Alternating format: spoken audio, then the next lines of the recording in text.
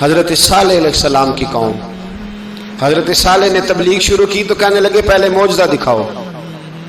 جی آج تو نہیں لوگ معجزے مانگتے آج بھی لوگ کرامتے اور معجزے، اللہ معاف کرے، جو چیزیں معجزہ تو ہو نہیں نہ سکتا، لیکن آج بھی لوگ، آپ یقین کریں، کہتے ہیں یہ بڑی نمازیں پڑھتا ہے تو پھر بخشا کیوں نہیں گیا، پھر کیوں نہیں منو سلوا کیوں نہیں اترا اس پر، پھر میں بھی اسی طرح ہی ہوں، کیا اس کے اندر خوبی آ گئی؟ مولوی بھی ویسے ہی ہے، صوفی بھی ویسے ہی ہے، لوگ مانگ نہیں رہے، لوگ دلیلیں مانگ نہیں رہے، ابھی بھی لوگ بحث نہیں کرتے، کیا فرق آ گیا جی؟ ویسے ہی ہیں سارے. اللہ تعالیٰ سے ڈرنا چاہیے. ہمیں سامنے والے کی طرف دیکھ کر صحیح ہونے کا حکم نہیں ہے، ہمیں اپنی اصلاح کا حکم ہے، اپنی طرف دیکھ کے اپنے آپ کو ٹھیک کرنے کا. الزام لگا کے گزر جانا اس کا کوئی مطلب، سنو اور یاد رکھو. حضرت صالح علیہ السلام سے کہنے لگے پہلے معجزہ دکھائیں، تو حضرت صالح علیہ السلام نے فرمایا اونٹ کہاں سے پیدا ہوتے ہیں؟ کہا اونٹنی کے بطن سے. فرمایا آؤ میں تمہیں پہاڑ کے اندر سے اونٹنی پیدا کر کے دکھاتا ہوں. کہاں سے؟ پہاڑ کے اندر سے. حضرت نوح ساتھ لے کے گئے تو پہاڑ کے اندر سے اونٹنی نکلی، اور اونٹنی بھی گابن تھی، اس کے پیٹ میں بچہ، اور اونٹنی اتنا دودھ دیتی تھی کہ ساری بستی دودھ پی جاتی تھی، پھر بھی دودھ بچ جایا کرتا تھا. لیکن حضرت نوح علیہ السلام نے فرمایا اب تم نے دیکھ تو لیا یہ اسے، یہ جتنا دودھ دے گی روٹی بھی اتنی کھائے گی. ایک دن تم سارے پانی پیو گے، ایک دن یہ سارا پانی پیا کرے گی. ایک دن تم سارے باقی جانوروں کو گھاس کھلاؤ گے، ایک دن یہ اونٹنی. اور اونٹنی کا نام کیا؟ ناقۃ اللہ، اللہ کی اونٹنی. کس کی اونٹنی؟ نام کیا ہے؟ اللہ کی. یہ اللہ کی اونٹنی ہے. تو حضرت نوح علیہ السلام کی اونٹنی. فرمایا اس کی بے ادبی نہ کرنا. باز نہیں آئے لوگ، باز نہیں آئے. کہنے لگا جی دودھ دینا تو ٹھیک ہے، پر یہ جو سارا پانی پی جاتی ہے نا یہ صحیح نہیں، یہ جو ساری گھاس کھا جاتی ہے یہ نہیں ٹھیک. دودھ دینا تو ٹھیک ہے پر یہ نہیں صحیح. آپ نے فرمایا اسے کچھ نہ کہنا، اللہ کی اونٹنی ہے. میں کہا کرتا ہوں ان لوگوں نے ناقۃ اللہ کی بے ادبی کی. حضرت نوح علیہ السلام کی اونٹنی کی ٹانگیں کاٹ دی، صالح علیہ السلام کی. اور دیکھو اللہ بڑا بے نیاز ہے، اگر پیدا کرنا جانتا ہے تو حفاظت کرنی نہیں جانتا. لیکن رب کریم نے فرمایا نہ کرنا. انہوں نے ان کے پیر کاٹ دیے، کانوں پہ چھریاں لگائیں. اونٹنی جب مر گئی، اونٹنی اللہ تبارک و تعالیٰ کی وہ اونٹنی جب مر گئی تو حضرت صالح علیہ السلام کی قوم پر رب کریم نے زلزلہ بھیجا. اذا زلزلت الارض زلزالہا، جب زلزلے آئیں گے اور جب ان کا زلزلہ آنا زلزلہ آتا ہے نا، کیا کرتی ہے قوم؟ لا الہ الا اللہ، لا الہ الا اللہ، کلمے جاری ہو جاتے ہیں. بلکہ ایک دفعہ ایسا بھی ہوا کہ مسجدوں میں اعلان ہونے لگے زلزلہ آ رہا ہے. جو فجر کے لیے نہیں اٹھے زلزلے کے لیے وہ بھی اٹھ گئے. جن کا دعویٰ ہے نا میری سویرے آنکھ نہیں کھلتی، ان کی لگی نہیں کتنے گھنٹے، بعد میں بھی نہیں لگی. ٹی وی پہ اعلان ہوتے رہے کوئی نہیں آ رہا، سو جاؤ چپ کر کے. لیکن آنکھ لگی. موت سے تو ڈرتا ہے، اللہ سے ڈرتا ہی نہیں.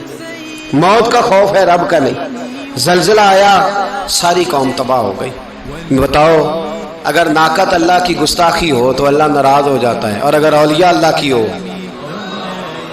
اگر اولیاء اللہ کی ہو تو رب ناراض نہیں ہوتا.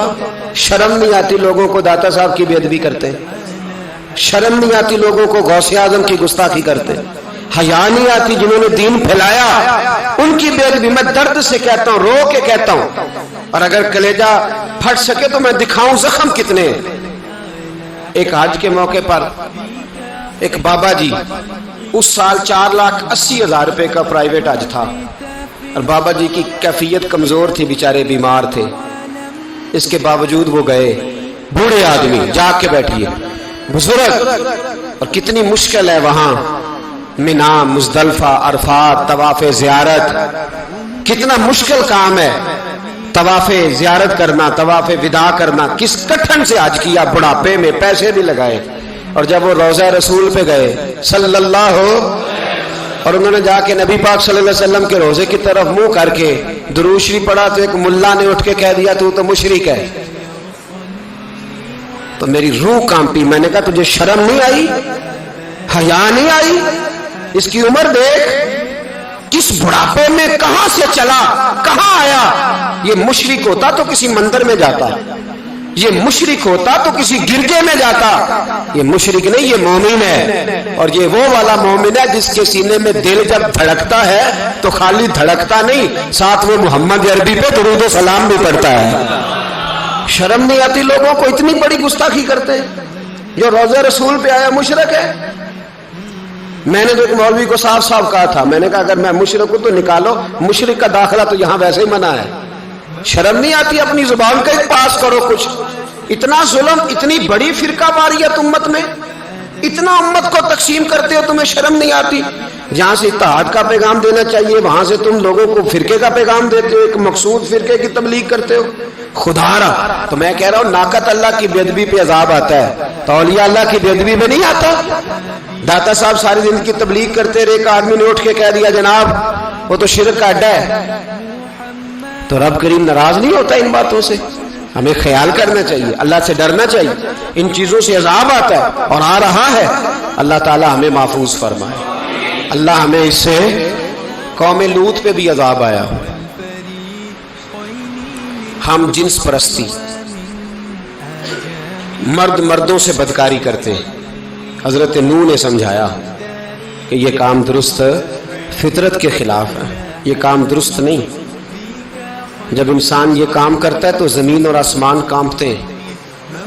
اب میں کیسے کھول کے بتاؤں؟ میرے پاس اعداد و شمار ہیں کہ پاکستان کے اندر اس کام کی کیفیت کیا ہے اور کس طرح کر کے لوگ، میں تو رونا روتا رہتا ہوں داڑھی کا.